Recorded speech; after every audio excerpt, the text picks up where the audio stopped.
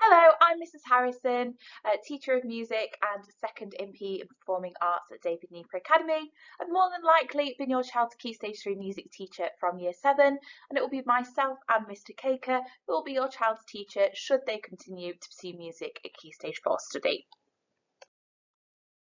So what will your child be doing if they take GCSE music as part of their Year 10 and 11 programme of study? They'll undertake 3 units over the 2 years. 2 of these are internally assessed, so they are graded by your child's teacher and then submitted to the exam board for moderation. And it will be 1 exam that is sat at the end of year 11, which is then externally marked. These units are composing, performing, and then our listening and praising, which is the exam portion of the course. So how will your child be assessed if they take GCSE music? It's broken down into these 3 components I've already discussed. The first component will be performing. This is worth 30% of your child's overall grade. Now this is a minimum of 2 pieces that must last between a total of 4 to 6 minutes, and they are recorded in the year of assessment. So we can practice this, we can do mocks of this throughout year 10, but this final recording must be done in year 11. 1 piece must be an ensemble, so that means it's a group piece. This can be just be with one other person, a duet or more, and the ensemble portion, so where your child isn't performing the lead part within the performance, must at least last 1 minute in duration. So if your child prefers to perform as a soloist, for example, they could record a 1-minute duet and then a 3-minute solo performance. So we can tailor this to exactly how your child prefers to perform and their strengths. 1 of these pieces must be linked to one of the areas of study below. I'll just put a little cross on those here. So we've got musical forms and devices, we've got music for ensemble, film music and popular music. So if, for example, your solo performance is a pop song, it's ticked it off automatically anyway. And as we can already see, we've got to use some form of ensemble work here in the performing, and then one of our areas of study is music for ensemble. So there's loads of ways around it to sort of make the best choices for those pieces. Grade 3 music is seen as the standard level for performing pieces. I will go into that in a little bit more detail in the next slide of what that means and what the implications of that are in order to access those full marks in this option. You can use any instrument, or voice singing is an instrument, or we can choose technology as an option as well. So if your child is a DJ, for example, there is nothing holding them back. They haven't got to learn to play an additional instrument in order to qualify this part of the course. Component 2 is composing. This is also worth 30%. I should have said both the performing and the composing are these internally marked elements. So your child will know what mark is going onto the exam board, and then that just sends for moderating. We send a sample out of the class to be checked for our marks to be checked before they're then confirmed by the exam board. You have to compose 2 pieces again throughout year 10 and 11. 1 must be done in that year of assessment. So 1 can be done in year 10, 1 can be done in year 11. 1 has to be in response to a brief that is set by EDUCAS, and there are 4 briefs each year to choose from. And 1 can be a free composition, so absolutely any style you choose to write in. I remember when I did my GCSE music, I did 1 piece in the style of minimalism, and then I composed a waltz for the other one. So 2 very different styles of music. It could be that your child really likes heavy metal music and composes their own heavy metal rock song, or maybe they are really into music technology and want to compose a piece of electronic dance music. The possibilities are completely endless, and again, it's totally tailored, it's totally open to suit the interests and the strengths of your child. Then finally, we've got this component 3, which is appraising, which is our listening and understanding exam. So over this exam, it takes around an hour and a half to complete. There are 8 questions in total, 2 from each of these areas of study. Area of Study 1 is musical forms and devices. This is looking more in depth detail into those elements of music we've been looking at since the start of Year 7. This includes a set work, so this is usually an orchestral piece of music, something from a more historic period of time, and how these elements have been used in that. So we can always guarantee that one piece of music will always be on the exam. We learn as much about that piece of music as we can. And then the other question, the unfamiliar listening, just test how well they know these concepts of music. Can they pick out in an unfamiliar piece of music? Is it in a major? Is it in a minor key? What kind of musical device is used? What type of voice is the singer? What instrument is this? Or, for example, and I will share some examples of questions in a further slide. Then we've got music for an ensemble. So this is groups. This could be duets, trios. This could be instrumental groups. This could be vocal groups as well. Then we've got film music.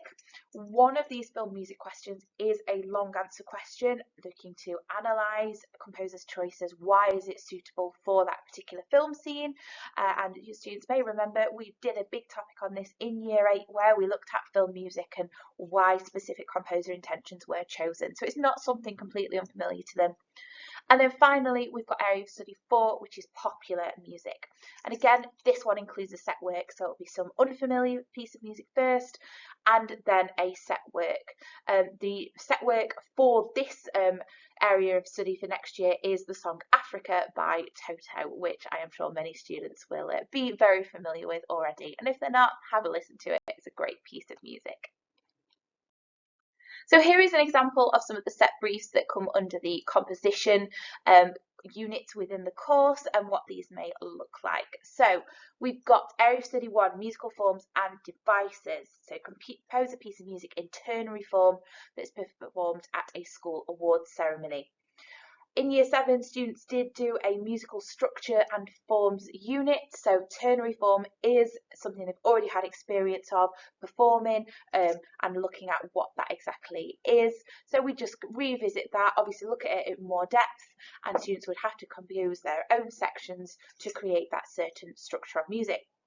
Then we've got music for ensemble, compose a piece for 3 instruments to be performed in a showcase event. So it's very open. This could be for a piano, a guitar and a flute, for example. Odd choice of instruments, but it could be any 3 instruments whatsoever to fit that brief. So it would be looking at the capabilities of each individual instrument, how they work together, for example, and creating something within any sort of form and structure that they like to fit that brief.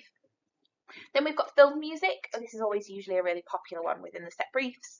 So compose music for the opening sequence in a new action movie to be premiered at local cinema. So we'd look at how we build dramatic tension through music, how we can use those elements of music, things like using a motif that gets faster, maybe it gets higher pitched, for example, in order to create this sense of urgency, this sense of action within their chosen instrument range. And finally, we've got Area Study 4, popular music. Compose a pop song aimed at raising money for charity in a local music for youth concert. Because it's a pop song, there would have to be lyrics to that. These do not have to be the students' own lyrics. I've had many examples of these throughout the year. The lyrics are not assessed. We could find a poem, for example, that relates to the theme that the students want to look at, or even use lyrics from another song, but I like to say that it's something that a song that students aren't familiar with, so they don't end up accidentally sort of recreating the melody of what they know it to be. That's why poems are a good starting point for this, because there isn't music to it already. Or students can compose their own lyrics if that is how they prefer to work. It is totally up to them, but the lyrics aren't assessed. It's the music that accompanies them that goes with it. In terms of evidence that has to be produced within the composition unit, they have to produce a recording of the composition.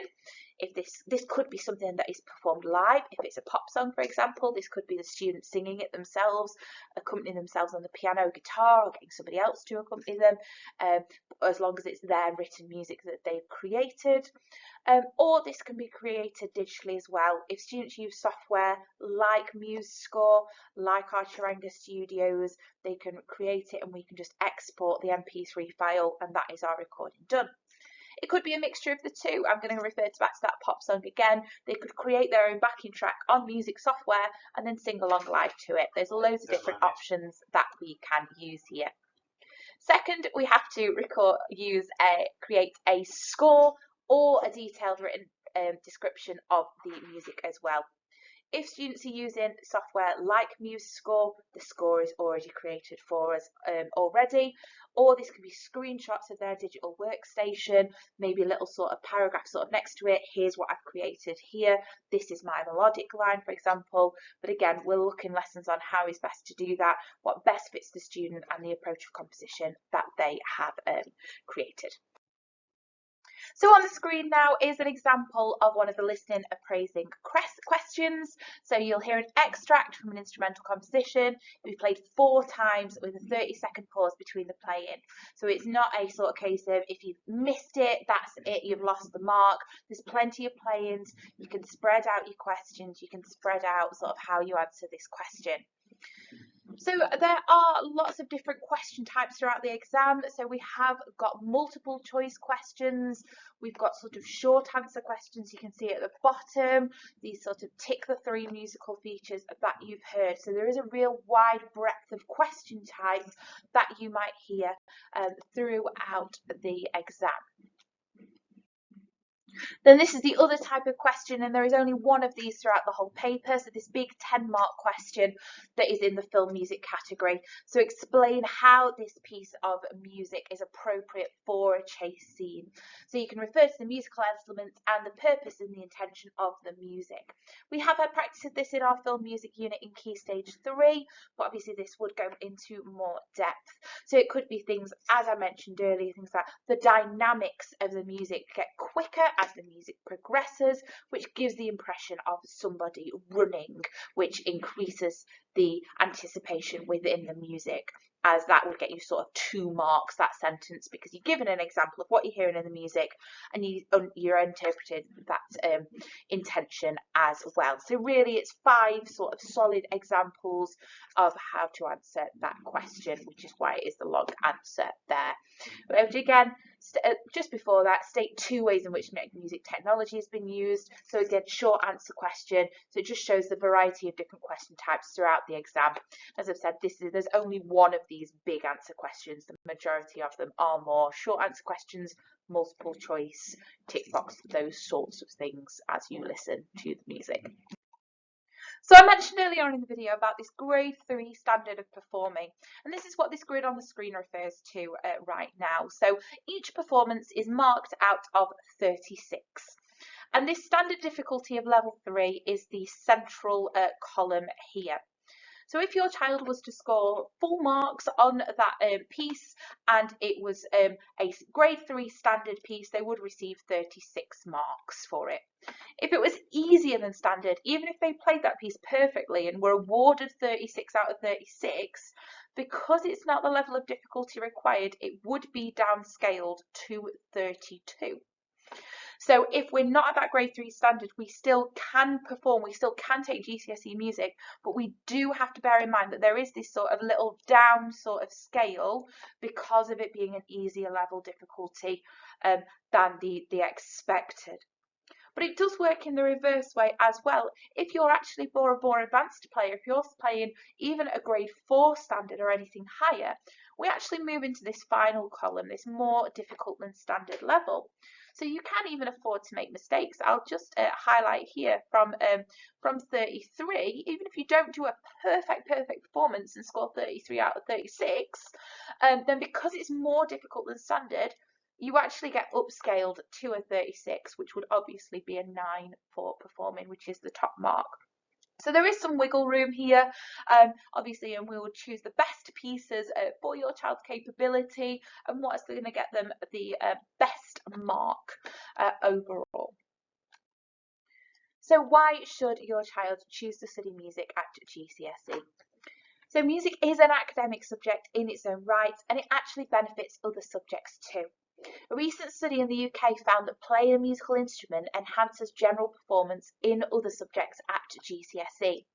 And other studies have shown that music benefits to learning activate all these different parts of the brain. So things like the auditory for sound processing, motor for rhythm processing, limbic for our emotions. So by choosing music, your child can actually improve their chances of doing well at these other subjects too.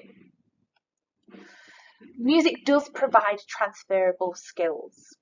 Increasingly, employers and universities are looking for young people who've got skills that are learned through creative subjects. Things like creative thinking, emotional intelligence, adaptability, communication. Universities are keen to attract students who have this well-rounded education and achieve good results no matter what the subjects, and are increasingly looking at have they got evidence of a creative qualification within their skill set. Making music can help a young person maintain good mental health at a time of high pressure.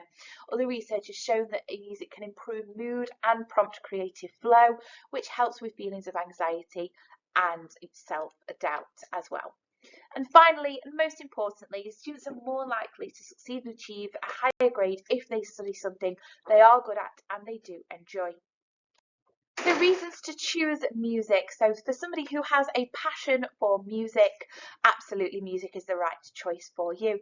Maybe you're part of clubs inside of school, maybe you're part of clubs outside of school as well, and are wanting to develop your skills in music performance, music creation, musical understanding further.